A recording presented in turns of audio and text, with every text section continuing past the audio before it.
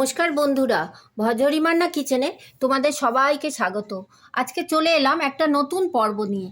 আজকের পর্ব আমার দই বড়া রেসিপি। ঘরোয়া পদ্ধতিতে ঘরোয়াভাবে আমি দই বড়া বানিয়ে তোমাদের সঙ্গে শেয়ার করছি। যদি আমার এই ভিডিওটা তোমাদের ভালো লাগে, অনেক লাইক, শেয়ার আর কমেন্ট করো, সাবস্ক্রাইব করে বেল আইকন প্রেস করো, যাতে আমার সব ভিডিও তোমরা দেখতে পাও। চলো রান্নাটা শুরু করি। কিভাবে আমি দই বড়াটা বানাচ্ছি চলো দেখে নিই। তাহলে চলো দেখে নিই দই বড়া বানাতে আমার কি কি উপকরণ লাগছে। এখানে আমি 300 গ্রাম বিউলির ডালকে ওভারনাইট ভিজিয়ে রেখেছিলাম, দিয়ে এটাকে আমি মিক্সিতে পিষে রেখেছি। এখানে আমি দই ব্যবহার করব, একটু নুন আর একটু চিনি স্বাদ মতো ব্যবহার করব, আর ব্যবহার করব লঙ্কা গুঁড়ো, চাট মশলা, ধনে গুঁড়ো, জিরে গুঁড়ো, কারি পাতা, গোটা জিরে আর মৌরি। এই উপকরণগুলো দিয়ে আমি দই বড়ার রেসিপিটা বানিয়ে তোমাদের সঙ্গে শেয়ার করছি। চলো কি করে করছি দেখে নিই। এবার আমি একটা বড় বোল নিয়ে নিয়েছি, তার মধ্যে এবার আমি দই বড়ার জন্য যে বিউলির ডালটা মিক্সিতে গ্রাইন্ড করে রেখেছিলাম ওইটা দিয়ে দিচ্ছি। 300 গ্রাম বিউলির ডাল আমি মিক্সিতে একটু টাইট করে গ্রাইন্ড করেছি। খুব নরম করে গ্রাইন্ড করলে বড়াগুলো না খুব একটা ভালো হবে না। এই দেখো আমি পুরো ডাল বাটাটা একটা বড় সার্ভিং বোলে নিয়ে নিয়েছি। আর এর মধ্যে এবার আমি একটু দিয়ে দিচ্ছি একটু গোটা জিরে আর একটু গোটা মৌরি, আর দিচ্ছি অল্প একটু নুন, যাতে বড়ার মধ্যে একটু নুন ঢুকে যায়। এই তিনটে উপকরণ দিয়ে এবার আমি ডালটাকে খুব ভালো করে ফেটিয়ে নেব। একটা জিনিস মনে রাখতে হবে, ডালটা যত ফেটাবো তত ফ্লাফি হবে, বড়াটাও তত সুন্দর হবে। আমি হাতটাই ব্যবহার করছি, কেন এইটা হাতে না ফাটালে হবে না। এই দেখো আমি এইভাবে এটাকে বাটিটা তো এইভাবে তুলে ধরে এইভাবে আমি ব্যাটারটাকে ফেটাচ্ছি। আর একটা জিনিস মনে রাখতে হবে, যে সার্কেলে ঘোরাবো, আমি যদি এই সার্কেলে ঘোরাই এই সার্কেলেই ঘোরাবো, আমি যদি অ্যান্টি ক্লক ঘোরাই সেই, যেটা তোমাদের পছন্দ যে কোনো একটা ওয়াইজ তোমরা ঘোরাবে। এই দেখো ব্যাটারটাকে আমি এইভাবে প্রায় 5 মিনিট ধরে ফেটিয়ে নেব, তাহলে ব্যাটারটা খুব ফ্লাফি হবে আর একটু নরমও হয়ে যাবে। দেখো এইভাবে আমি 5 মিনিট এটাকে ফাটিয়ে নিচ্ছি, সুন্দর করে ফেটিয়ে নিচ্ছি।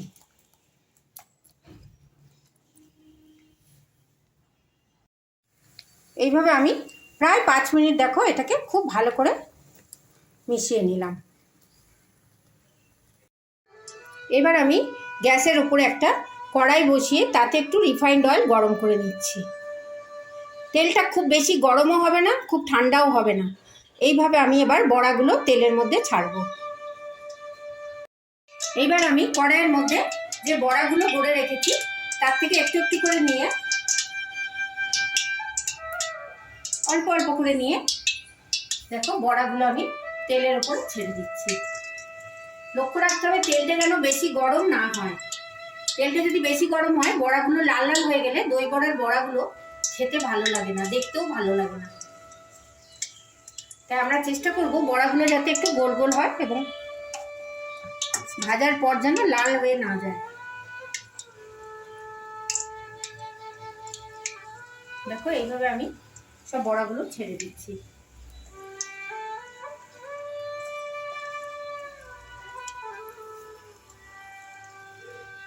ব্যাটারটা যখন গোলা হবে তখন দেখতে হবে জলের পরিমাণ যেন না থাকে বেশি। খুব টাইট করে গুললে তবেই বড়াগুলো খুব সুন্দর করে ভাজা যাবে।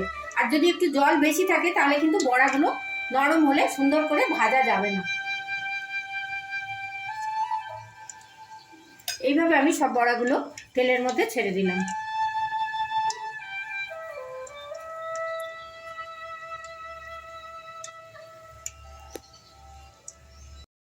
বড়াগুলো দেখো তোমরা বুঝতে পারছো তেলটা খুব একটা গরম নেই আবার খুব ঠান্ডা নেই। এইভাবে বড়ার ওপরে না একটু তেল দিয়ে দিতে হবে, একটু বড়াগুলোর ওপরে তেল দিয়ে আস্তে আস্তে করে উল্টে পাল্টে নিতে হবে।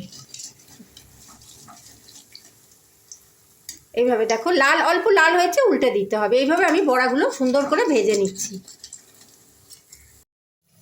এইভাবে দেখো বড়াগুলো আমি খুব লালও করব না আবার কাঁচাও থাকবে না। এই দেখো কি সুন্দর ফুলে ফুলে উঠেছে বড়াগুলো, সুন্দর ফুলে ফুলে উঠেছে। এগুলোকে আমি এবার একটা প্লেটে তুলে নিচ্ছি। এইবার আমি বড়াগুলো তেল থেকে আস্তে আস্তে করে তুলে নিচ্ছি। একটা টিস্যু পেপার রেখেছি থালার মধ্যে, আমি বড়াগুলো তেল থেকে তুলে রেখে দিচ্ছি। দেখো খুব সুন্দর হয়েছে, ফুলে উঠেছে একদম বড়াগুলো, খুব ক্রিস্পিও হয়েছে। এইভাবে টাইট করে ডালটাকে বেটে নিলে বড়াগুলো খুব সুন্দর হয়। এভাবে আমি সমস্ত বড়াগুলো ভেজে নিচ্ছি। পরবর্তী পর্যায়ে যেগুলো আছে ভেজে নিচ্ছি, নিয়ে একটা টিস্যুর ওপরে আমি এগুলো রেখে দিচ্ছি। এই দেখো আমার এইভাবে দ্বিতীয় ব্যাচের বড়াগুলোও ভাজা হয়ে গেল। আমার সমস্ত বড়াগুলো দেখো এইভাবে ভাজা হয়েছে, আমি একটা টিস্যুর ওপরে তুলে রেখে দিয়েছি। নেক্সট স্টেপে আমি এই বড়াগুলো একটু নুন জলে ডুবিয়ে নেব, তাহলে বড়াগুলো খুব নরম হবে। এবার দেখো একটা কাচের বাটির মধ্যে আমি একটু জল নিয়ে নিয়েছি, ঠান্ডা জল, কোনো গরম নেই। তার মধ্যে দিয়ে দিচ্ছি একটু নুন, অল্প একটু নুন দিয়ে আমি জলটাকে খুব ভালো করে নুনের সঙ্গে মিশিয়ে নিচ্ছি। আমার বড়াতে নুন আছে, সেগুলো অল্প একটু নুন জলে দিলাম। এবার আমি যে বড়াগুলো ভেজে রেখেছি ওইগুলো একটা একটা করে নুন জলের মধ্যে দিয়ে দেবো।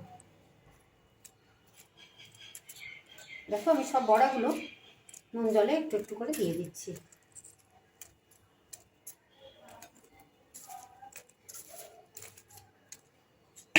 সব বড়াগুলো আমি নুন জলে দিয়ে দিলাম। বড়াগুলো আস্তে আস্তে দেখবে নুন জলের উপর ভেসে উঠবে।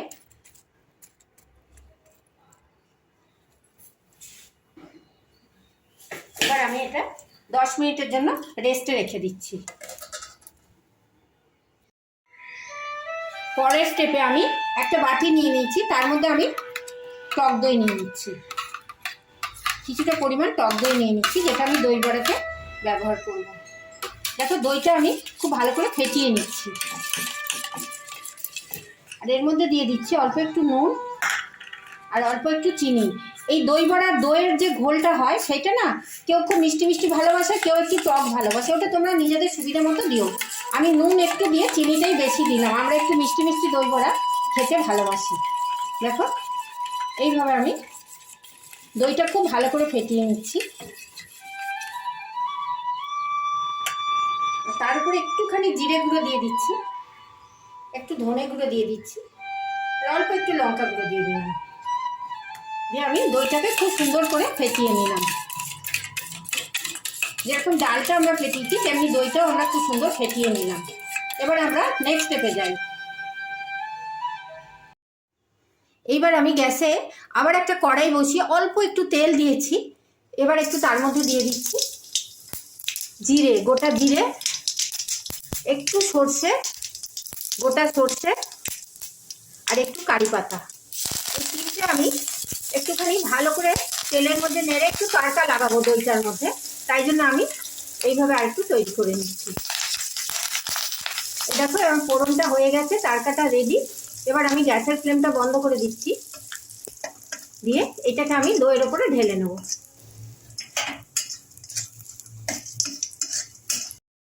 এইবার আমি যে তড়কাটা তৈরি করলাম সেটাকে আমি দইয়ের ওপরে দিয়ে দিলাম, তাহলে দইয়ের ফ্লেভারটা একটু সুন্দর হয়। এইবার আমি যে বড়াগুলো জলের মধ্যে এতক্ষণ ডুবিয়ে রেখেছিলাম ওগুলো জল থেকে তুলে একটুখানি চিপে নিলাম। দেখো নিয়ে এবার আমি প্লেটে সাজিয়ে দিচ্ছি।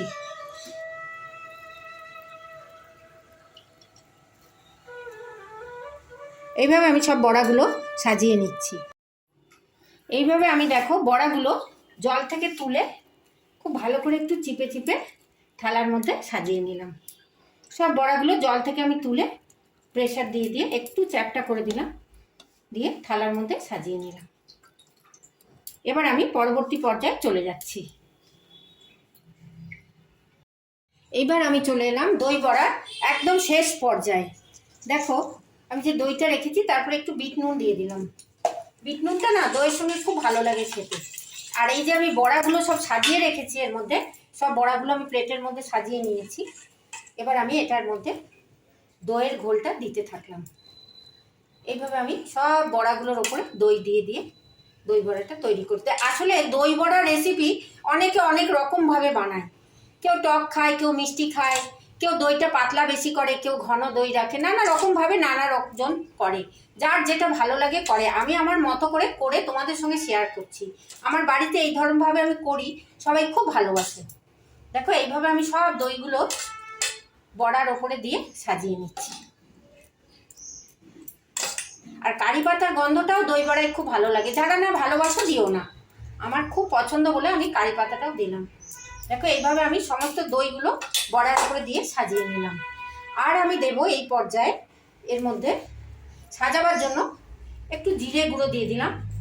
সাজানোটাও যে যার মতো, তোমরা তোমাদের পছন্দ মতো সাজিও, আমি আমার মতো করছি। একটু ধনের গুঁড়ো দিলাম, আর দিয়ে দিলাম একটুখানি চাট মশলা। চাট মশলাটা অবশ্যই দিও, দই বড়াতে চাট মশলার গন্ধটা খুব ভালো লাগে। চাট মশলা দিলাম, আর দিয়ে দিচ্ছি একটু লঙ্কার গুঁড়ো। দেখো লঙ্কার গুঁড়োটা, এটা কাশ্মীরি মির্চ, এটা ঝাল লঙ্কা নয়, এটাও আমি দেখতে সুন্দর লাগবে বলে একটু দিলাম, আর একটু টক মিষ্টির সঙ্গে একটু ঝাল ভাবটা থাকবে। এইভাবে আমি দই বড়াটা তৈরি করে নিলাম। এবারে আমি এটা এইভাবে রাখছি, পরবর্তী পর্যায়ে আমি আরেকটু ডেকোরেশন করব। এই দেখো আমার সমস্ত কিছু দেওয়া হয়ে গেছিল, আমি এর মধ্যে মিশিয়ে দিচ্ছি টেস্টটা বাড়ানোর জন্য একটু টমেটো কেচাপ। এটাও অপশনাল, তোমাদের ভালো লাগলে দিও, না হলে দিও না। এই দেখো একটু টমেটো কেচাপ দিয়ে দিলাম, আর ওপর থেকে সাজাবার জন্য একটু ঝুরি ভাজা দিয়ে দিচ্ছি। এইভাবে তোমরা ঘরোয়া পদ্ধতিতে ঘরে দই বড়া বানিয়ে খেও, অনবদ্য লাগে খেতে, দুর্দান্ত হয় স্বাদ। যে যার মতো করে বানায়, আমি আমার মতো করে বানিয়ে তোমাদের সঙ্গে পরিবেশন করলাম। দেখো তৈরি হয়ে গেল ঘরোয়া পদ্ধতিতে ঘরোয়াভাবে দই বড়া রেসিপি। এইভাবে বানিয়ে তোমরা ঘরে খেও, খুব ভালো লাগছে। সামনে গরমকাল আসছে, দই দিয়ে দই বড়া বানিয়েও পেট ঠান্ডাও থাকবে, মন ঠান্ডাও থাকবে। সবাই খুব ভালো থেকো, কে কোন বন্ধু কোথা থেকে দেখছো জানাতে ভুলো না। সবাই খুব ভালো থেকো, সুস্থ থেকো, ধন্যবাদ।